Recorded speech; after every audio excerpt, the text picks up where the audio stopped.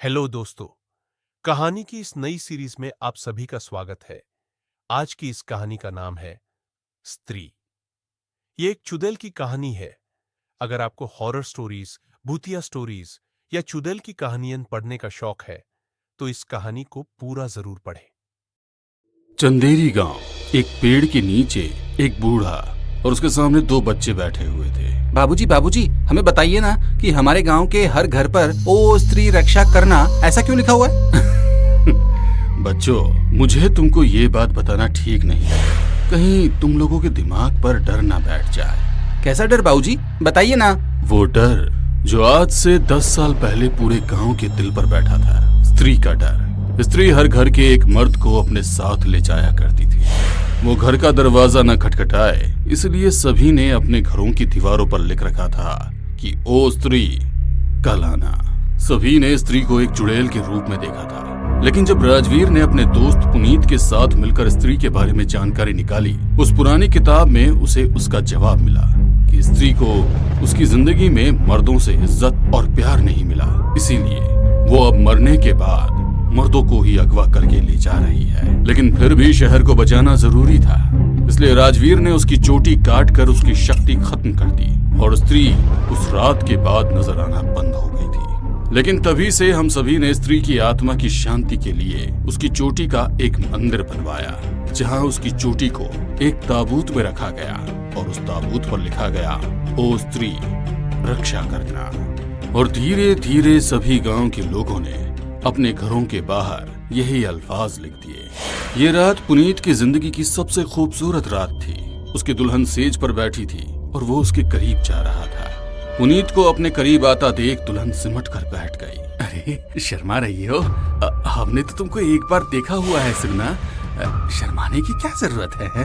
ये कहते हुए पुनीत ने दुल्हन का घूंघट उठाया। उसका सौंदर्य देखकर पुनीत की आंखों में चमक उभर आई। वो अभी उसकी तरफ बढ़ ही रहा था कि तभी उसके घर की दीवार पर अजीब सा शोर होने लगा। अरे कौन है यहाँ? पुनीत हैरान रह गया। इतनी जोर से कोई दरवाजा भी नहीं पीट सकता था जितनी जोर से दीवार को पीटने की आवाज आ रही थी। ऐसा लग रहा था कि दीवार अभी टूटकर गिर जाएगी। तभी खिड़की खुली और एक कटा हुआ सर अंदर आया, जिसे देखकर दुल्हन और दूल्हा दोनों ही डर गए। इसके बाद ही शरीर भी अंदर आ गया, लेकिन यह सिर से बिल्कुल अलग था। उसके लंबे घने बाल हवा में लटक रहे थे। वो सर अब दुल्हन की तरफ बढ़ गया और उसके बालों ने दुल्हन के दोनों हाथों को जकड़ लिया। तभी उसने अपने बालों के बल दुल्हन को हवा में उठा लिया।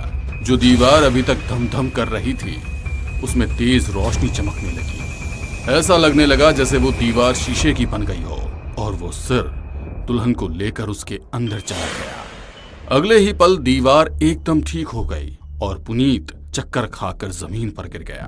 पुनीत, पुनीत उठो। पुनीत की आंख खुली तो सुबह हो चुकी थी। उसके माँ बाप के साथ कुछ पड़ोसी भी घर में थे और उसको हैरानी से देख रहे थे। पुनीत, दुल्हन कहाँ है और तुम यहाँ जमीन पर क्यों पड़े हो? वो सुगना को ले गया वो सुगना को। अरे कौन ले गया? वो सरकटा। ये सुनकर सभी की जुबान से राम राम निकलने लगा। राम राम राम राम राम राम राम राम राम राम राम। पुनीत अब इन सभी के साथ राजवीर के पास गया और उसे सारी बात बता दी। ये क्या बोल रहा है तू? सरकटा दुल्हन को उठा ले गया? हाँ, मेरी आंखों के सामने उठा के ले गया। तो अब तू मुझसे क्या चाहता है? क्या मतलब? अरे जैसे हम दोनों ने मिलकर स्त्री से इस गांव को छुटकारा दिलाया था ना, अब वैसे ही इस सरकटे को हराकर उससे मेरी सुगना को वापस ले आते हैं। तभी राजवीर की बीवी रिया बोली, तब ये सिर्फ इस गांव का एक नौजवान लड़का था और अब ये मेरा पति है और मैं नहीं चाहती कि ये कोई भी जोखिम भरा काम करे। रिया बेटा, तुम हमारी बात को समझो। मुझे कुछ नहीं समझना, आप सभी मेरे घर से बाहर निकलिए। रिया ने सभी लोगों को घर से निकाल दिया और खटाक से दरवाजा बंद कर दिया। अगर फिर से तुमने किसी भूत को पकड़ने या भगाने की कोशिश की ना, तो मैं खुद भूत बन जाऊंगी। ये कहकर उसने चादर तानी और सो गई। राजवीर को पुनीत की फिक्र हो रही थी, लेकिन अपनी बीवी के गुस्से के आगे वो मजबूर था। रात तकरीबन 3 बजे रिया की आंख खुली। उसने पास में रखा हुआ पानी का गिलास उठाया तो वो खाली था। अरे यार, इस गांव में शादी करके तो मैंने मेरी ही किस्मत फोड़ ली। राजवीर सो रहा था, इसीलिए उसने उसे उठाना जरूरी नहीं समझा और पानी का मटका उठाकर घर से निकली। बरामदे में एक कुआं था, उसने बाल्टी पानी में फेंक दी। जब बाल्टी पूरी तरह से नीचे पानी में गिर गई तो उसने वापस रस्सी खींचना शुरू किया। अचानक से हंसने की आवाज आई तो वो डर गई। ये किसकी आवाज है? उसने सांस ली और वापस पानी खींचना शुरू किया। तभी वो आवाज और ज्यादा तेज आने लगी और उसने देखा कि बरामदे में लगे एक पेड़ के तने पर अजीब सी चमक हो रही है, जैसे कि पेड़ पर हजारों जुगनू बैठे हों। उसको प्यास बहुत तेज लगी थी, इसलिए उसने तेजी से बाल्टी को खींचा और जैसे ही रस्सी पूरी ऊपर आई तो उसने बहुत भयानक दृश्य देखा। उस बाल्टी के अंदर कोई काली चीज नजर आई। ये क्या है? उसने उस काली चीज को उठाया तो पाया कि वही कटा हुआ सिर था जिसने सुगना पर हमला किया था। उस पर लिपटे हुए काले बालों ने रिया के हाथ और पैरों को जकड़ लिया और हंसने लगा। रिया का दिल बुरी तरह दहल चुका था, उसकी सांस भी ऊपर नीचे हो रही थी।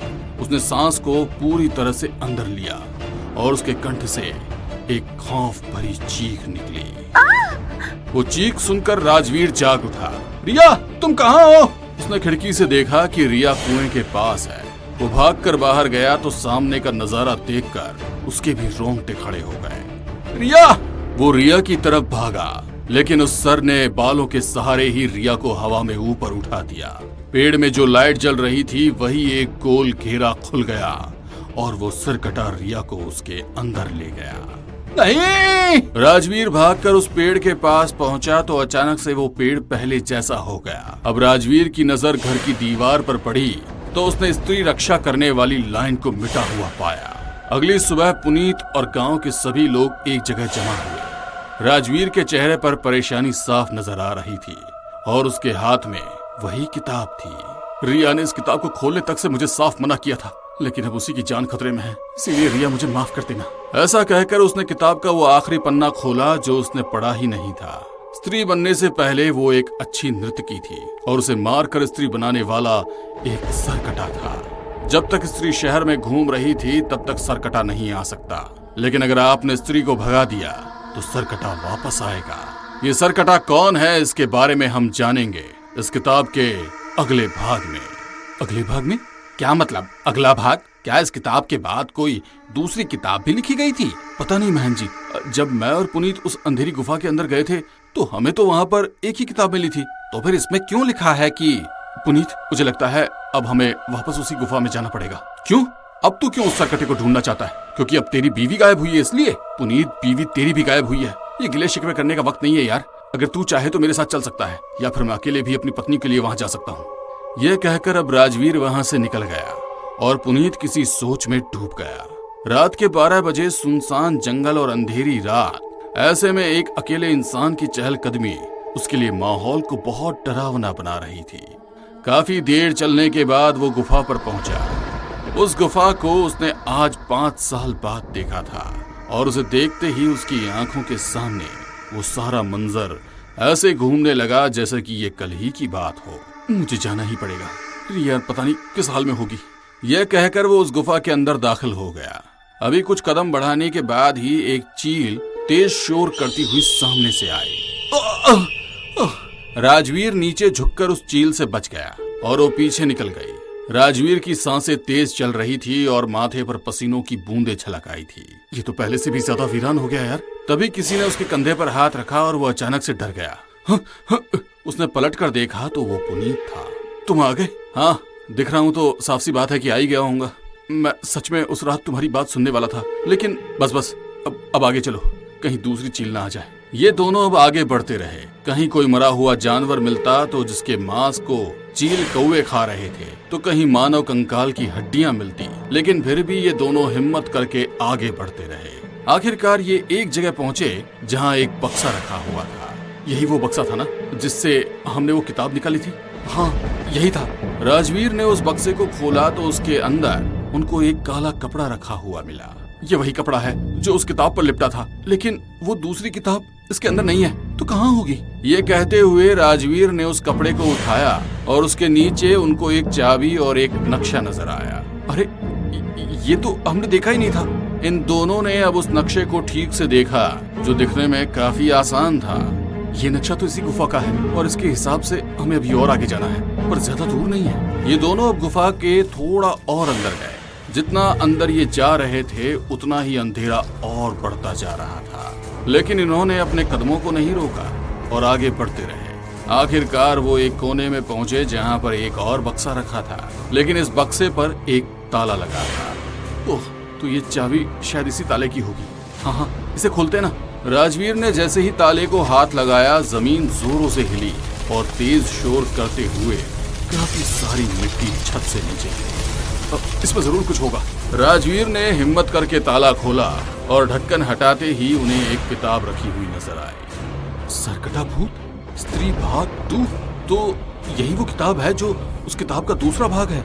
राजवीर ने किताब जैसे ही उठाई तो गुफा के अंदर भूकंप आ गया। अरे ये क्या हो रहा है? तभी कुछ बड़े बड़े पत्थर छत से नीचे गिरने लगे। भागो! ये दोनों गुफा के मुंह की तरफ भागे।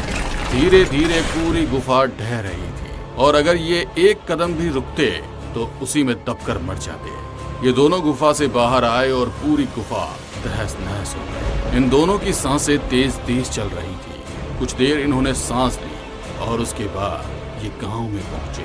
चौक पर सभी पहले ही इनका इंतजार कर रहे थे। स्त्री के मरने के बाद ही सरकटा भूत वापस आएगा, क्योंकि उसी की वजह से नृत्यकी की मौत हुई थी और मरने के बाद वो स्त्री बनी थी।